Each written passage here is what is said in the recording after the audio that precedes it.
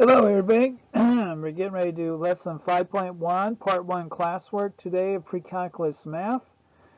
If you need PowerPoints or solution PowerPoints or note-taking guides or anything like that, email me here. 5.1, part 1, using fundamental identities here for analytical trigonometry. We got 50 points here of classwork.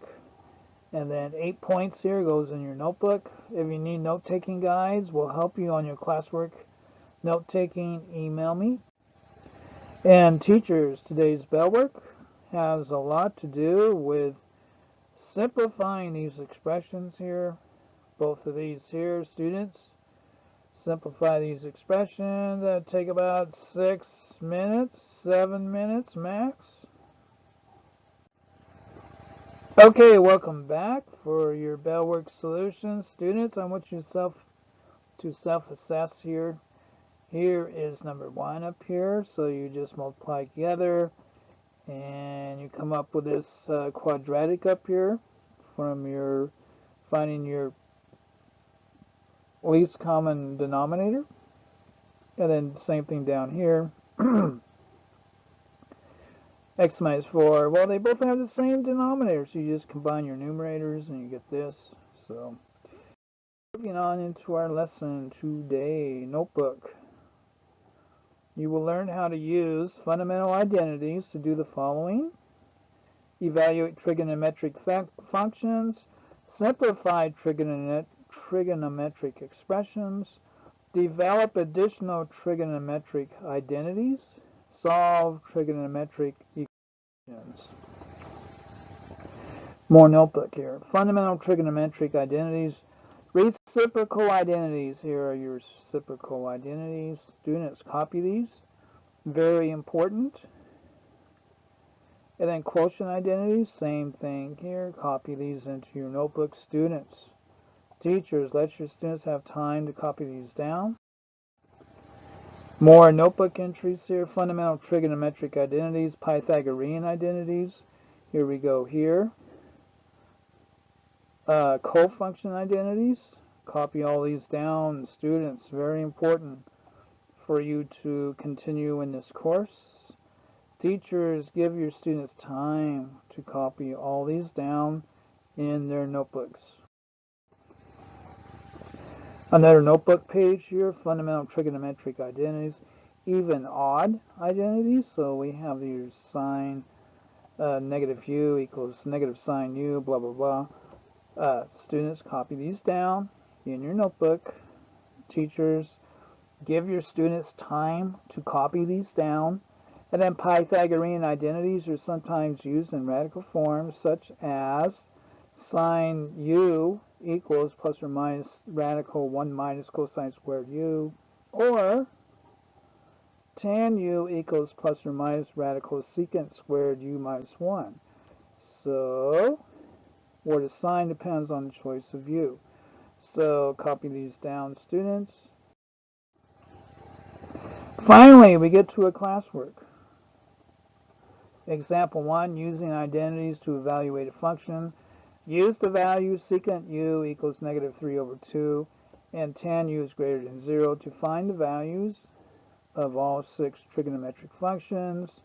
So using a reciprocal identity, you have cosine u equals 1 over secant u equals 1 over negative 3 over 2, which equals negative 2 over 3. Using a Pythagorean identity, you have secant squared u equals 1 minus cosine squared u. Substitute negative 2 over 3 for cosine u up here. So it equals 1 minus negative 2 over 3 squared. And then when we evaluate that, we get 1 minus 9. So that would be how you would solve those. And then simplify, you get 5 over 9. Because secant u is less than 0 and tan u is greater than 0, it follows that u lies in quadrant 3. Moreover, because sine u is negative, when u is in quadrant 3, you can choose the negative root. and obtain sine u, which equals square root of 5 over 3. Now, knowing the values of sine and cosine, you can find the values of all 6 trigonometric functions. So here's your key, and then here they are. For all your 6 quadratic functions, using this as your key, you plug that into all your functions here, and you get all of these simplifications here of your trigonometric functions. Copy this down, students. Okay, let's get into a guide practice here. Number 1, use the given values to evaluate all 6 trigonometric functions. So we have secant,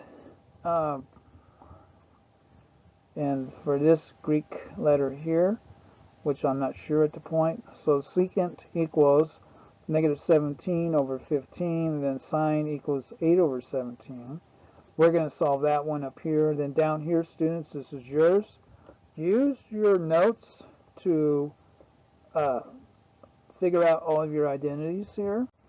So for our guide practice, here are all of our identities here, knowing that what our values are over here for secant is negative 17 over 15, and sine is 8 over 17. So now we can solve all of our others here. Secant 17, negative 17 over 15, sine 8 over 17, which is in quadrant 2.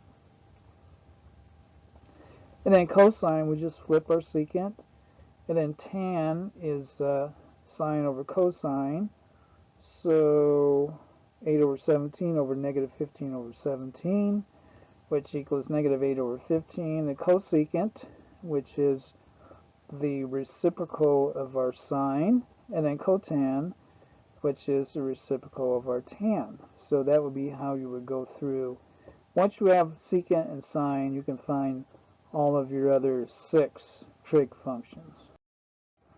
Okay, moving along, classwork page 8. In our lesson today, simplifying a trigonometric expression. Simplify sine x cosine squared x minus sine x. First, factor out a common monomial factor and then use a fundamental identity. So from this here, we can factor out, what are we going to factor out?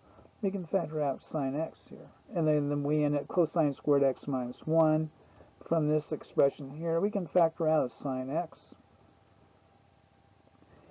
And then, which equals negative sine x times 1 minus cosine squared x. We're going to factor out negative 1.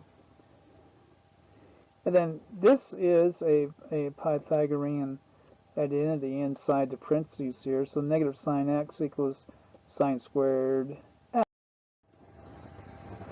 Once we know that, then we have negative sine cubed x. Then you can use a graphing utility to check the result of example 2. Here is our negative sine cubed x function.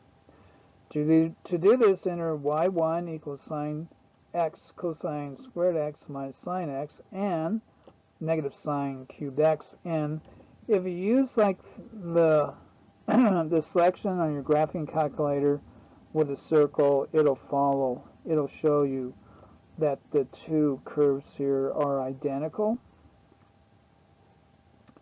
And this tells you how to do that as well. Okay, into our next guided practice here. Okay, so 35 here. Use the table feature of a graphing calculator to check your result numerically. So use fundamental identities to simplify. So we got sine times quantity cosecant minus sine for here. Then down here, students, this is yours.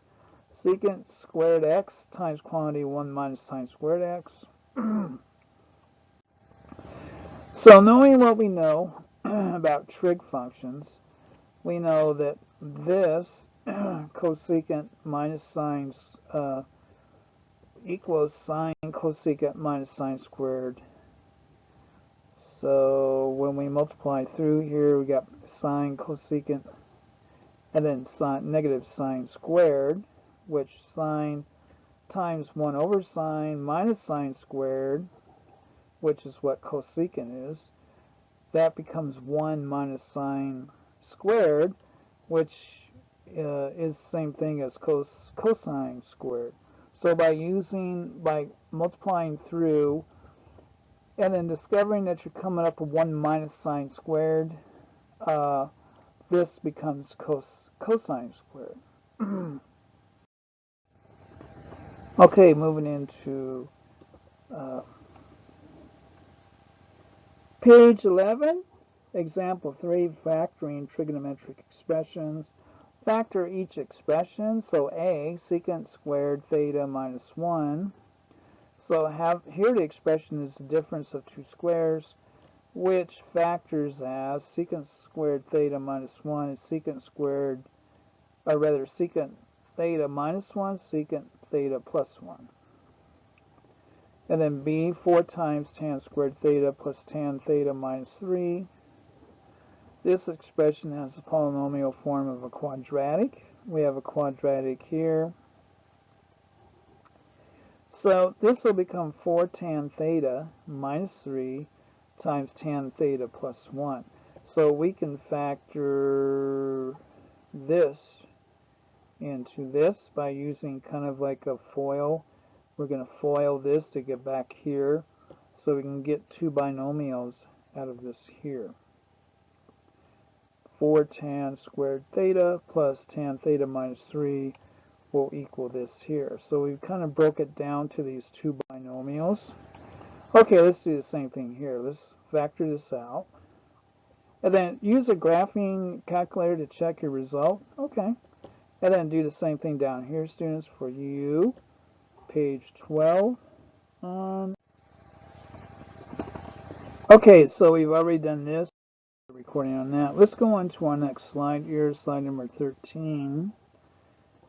And what we have here, example 4, factoring a trigonometric expression. Here's our expression, cosecant squared x minus cotan x minus 3. Okay, use this identity here.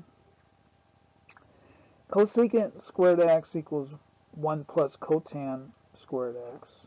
So we can put that in for up here. So it becomes this here, 1 plus cotan squared x minus cotan x minus 3.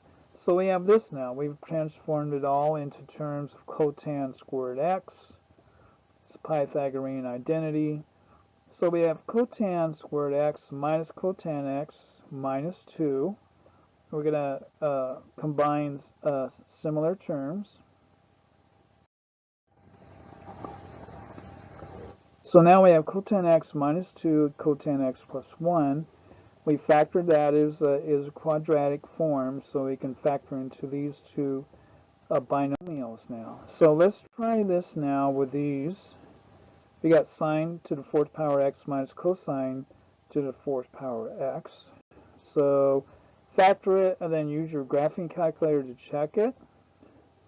So this sine squared x plus cosine squared x times sine squared x minus cosine squared x. We have a difference here of a square, and then when we do that, we got sine squared x minus cosine squared x equals, and then this is 1 here. This same thing as 1 here. And then we multiply this time this here. We can't really simplify this further, but this simplifies into 1. So we just get sine squared x minus cosine squared x. And then down here, students, simplify this using Pythagorean identities. Oh, I did this for you. So here's what we begin with, and then this becomes this. Secant squared x plus tan squared x. So secant squared x minus tan squared x equals secant squared x plus tan squared x. So that's what this becomes here. Secant to the 4th x minus tan to the 4th x is the same thing as this here. So this becomes this as well. using your Pythagorean identities. And that is your 5.1 part 1. If you need solution PowerPoints for your homework, or if you need note-taking guides, email me here for that, or for any other course materials. Thank you very much.